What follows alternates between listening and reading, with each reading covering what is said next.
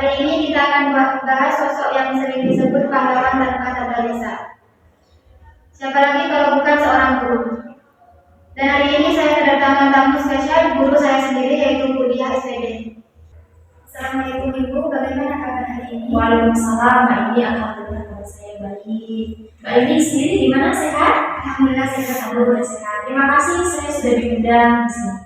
Sama-sama. Langsung saja Bu, kalau boleh tahu kenapa dulu Ibu memilih sebagai seorang guru? Kalau ditanya mengapa saya memilih menjadi seorang guru, karena menurut saya profesi guru itu adalah profesi yang sangat mulia.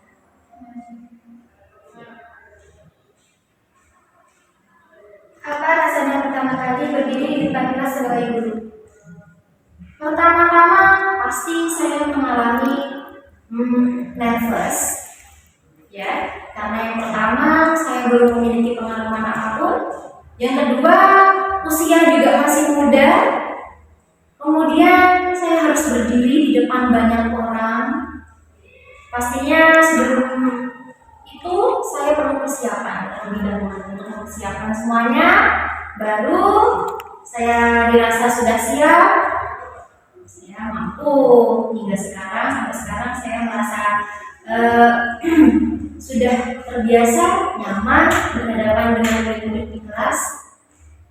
Jadi itu yang saya rasakan, pertama pasti nervous sama deg-deg ya.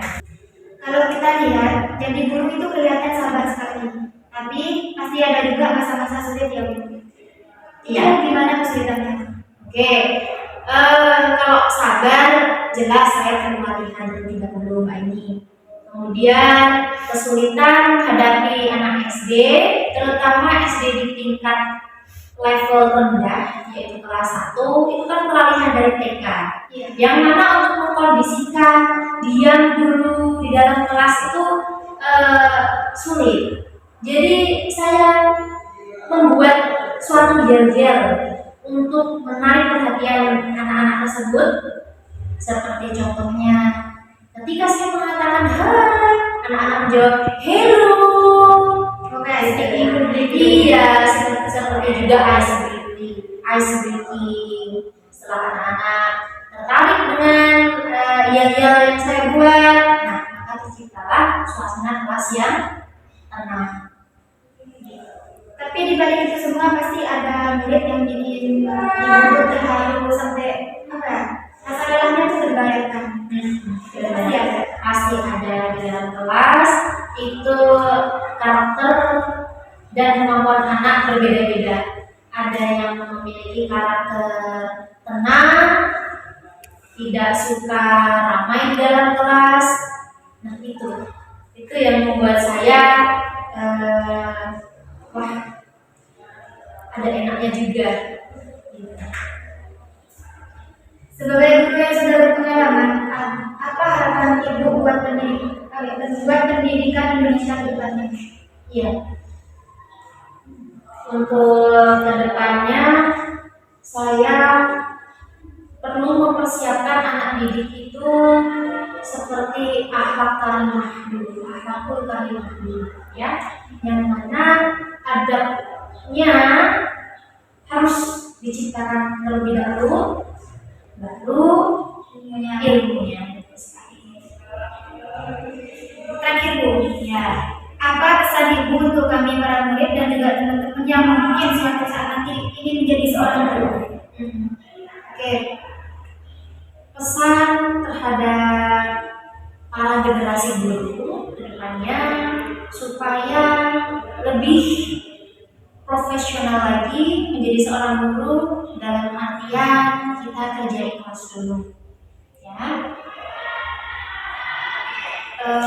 Perbanyaklah kalau yang namanya sekarang magang ya, sebelum kita terjun ke dunia pendidikan secara langsung kita melaksanakan magang terlebih dahulu.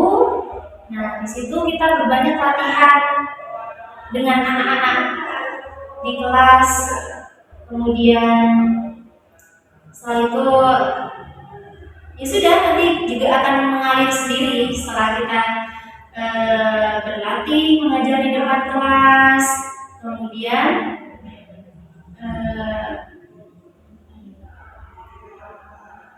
intinya ya itu saja.